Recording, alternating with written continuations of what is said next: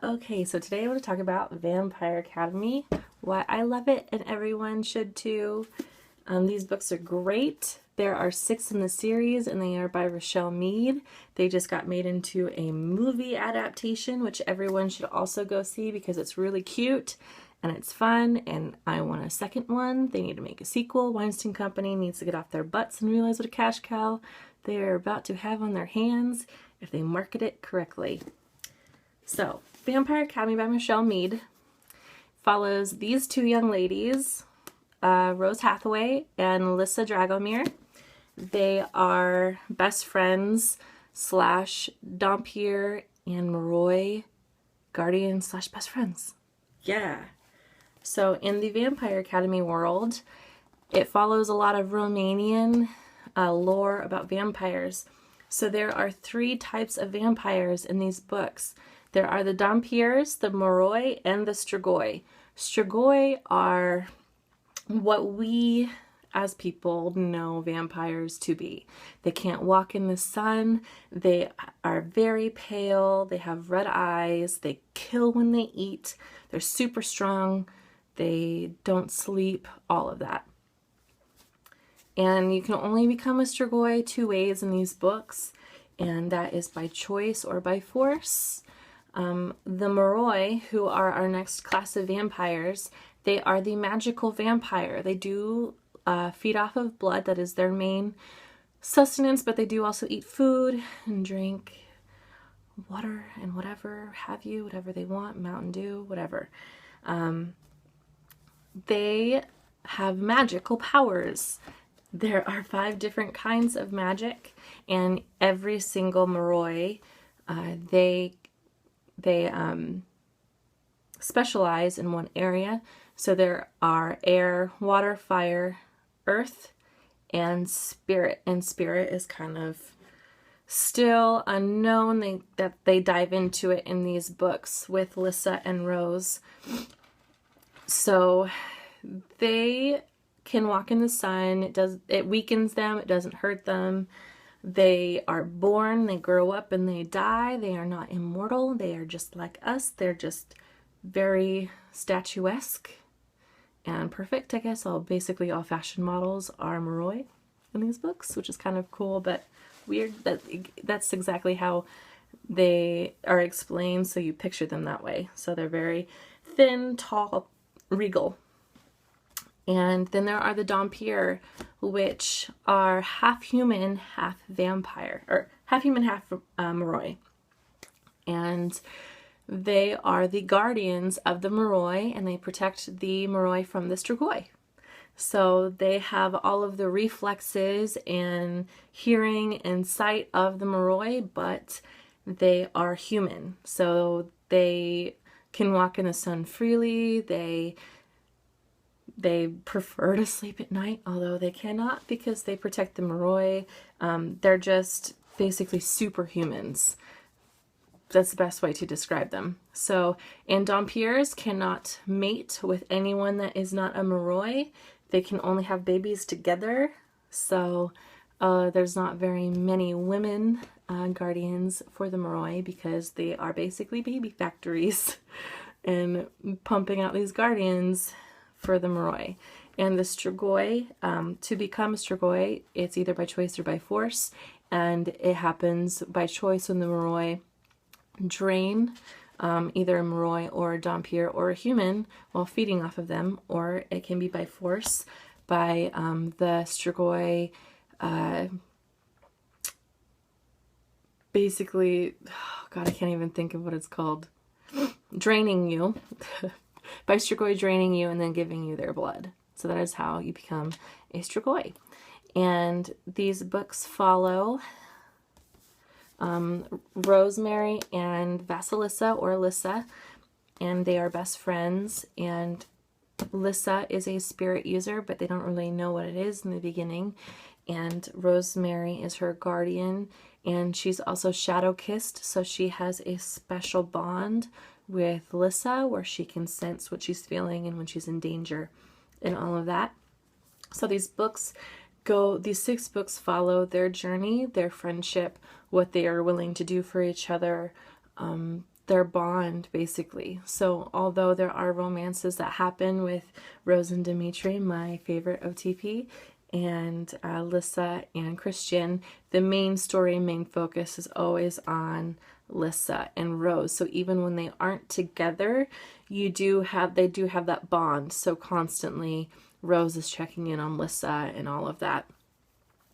So I love these books because of the lore. They go into it a lot. Vampire royalty, how they function as a society within the society of humans, how most of their families and everything come from Russia is really neat. They do talk about Russia a lot. And basically, they're pretty kick-ass. There's a lot of action that happens in these books. The girls in these books are very empowering for young ladies, and it is a story about friendship over romance. They do choose each other over their boys quite a bit, and that is very refreshing to see in especially YA books, that it is about girls and not just who they love. So that's why I love the books, and there's so much that happens in the books I can't even touch on it because I would be talking for probably hours over how much I love these books. But I also wanted to talk about the movie, the Vampire Academy movie that just came out in February, which is still February, so I don't know why I said that, but you know, it's the end. We only have like 2 days left. So the movie came out this month, and I loved it, regardless of the marketing. The marketing for this movie was horrible. There's a movie poster in this book. Let me show it to you. So it's all very, they suck at school. There's other ones where they suck at smiling and things like that. It's just, the marketing is horrible. But they were marketing for young ladies, so I suppose that was a lot of what they were doing. And it was written and directed by the Waters brothers, which you couldn't have asked for anything better. They brought us Heathers and Mean Girls, and really they're amazing. They're an amazing team. If you didn't pay attention to the marketing and you went and saw this movie anyway, congratulations, because you made it past the ultimate downfall of this movie. The movies are really great. They're pretty true to the book. They have a lot of quotes that come straight from the book. They cast these characters perfectly.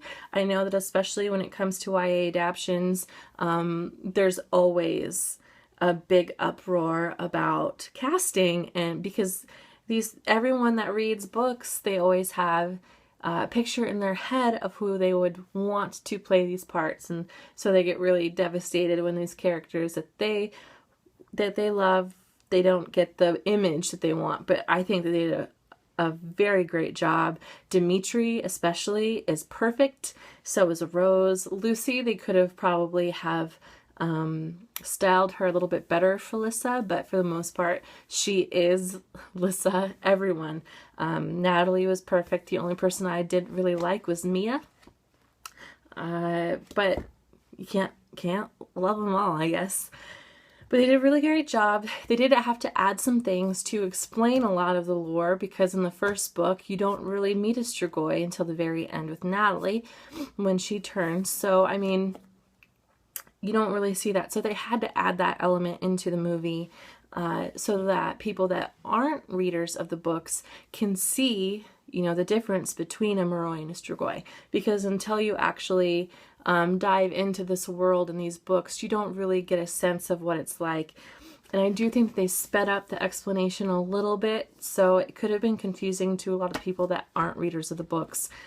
But if they do decide to continue the franchise and make Frostbite, which I'm hoping they will, that they'll continue this, because just like with any YA adaptation, you know, the first movie is always iffy. Now, on that note, I will say it was not City of Bones bad. I loved the Mortal Instrument books, but the movie was just a no on all fronts for me. I didn't even finish it. It was so bad. So it wasn't anywhere on that level. It reminded me more of a Hunger Games first adaptation, where if they decide to continue the franchise, it could be just as good. The second book could be just as good as Catching Fire was. Because I mean, I do love the Hunger Games movie, but it wasn't what it should have been, in my opinion. And that's kind of like where Vampire Academy falls on that scale. So it's still pretty true to the book, but they did have to add some things. But on that note, it was a really good movie. If you go in not expecting it to be completely 100% true to the book, you're not going to be disappointed, because it is really actually a good movie. It's cute, it's fun. I can't even begin to express how much I love Dimitri in this movie. I can't believe that they found someone that was so perfect for this role, and he's actually really Russian, so there's no fake accent. It's actually his. And if you go through and you watch interviews of him during this entire process of the movies coming out, you can tell that English is definitely not his first language. And so it's really cute how good he speaks English in the movie and how it just doesn't translate in real life. So it's actually really great. He's perfect, Dimitri. Zoe Deutsch, which it took me forever to figure out where I knew her from, what movies she was in, and she was in Beautiful Creatures. She was the horrible Southern brat that was in Beautiful Creatures, and I had no idea. But she was perfect in this. She was so perfect as Rose. Her timing was great. She was hilarious. She was such a smartass, and she kicked so much butt, and I loved it. And if you haven't seen the Vampire Academy movie, I would definitely go see it. Read these books if you haven't. Check them out at the library. If you have friends that have the books, borrow them. Even lately, Richelle Mead has been posting on her Facebook advertising that through iBook and Kindle you can get the ebook copies of the book for $2.99 each. That is a steal. Do it. These books are only $10, each of these movie books, and they have them in every grocery store that I've been to in the past month. So every single grocery store I've been to has had a setup for the Vampire Academy books. So pick them up, read them, and then go see the movie. You won't be disappointed, I promise. Don't be afraid of the name. It is not Hogwarts for vampires. Don't think that. It is so much more than that, and it really is a story of sisterhood and best friends, and there's hardly any human interaction, which is the best part of these books. There's no crazy vampire fantasy love story. So that is my recommendation, and you should go see the movie and read the books so we can have frostbite. I really want an Adrian. That needs to happen.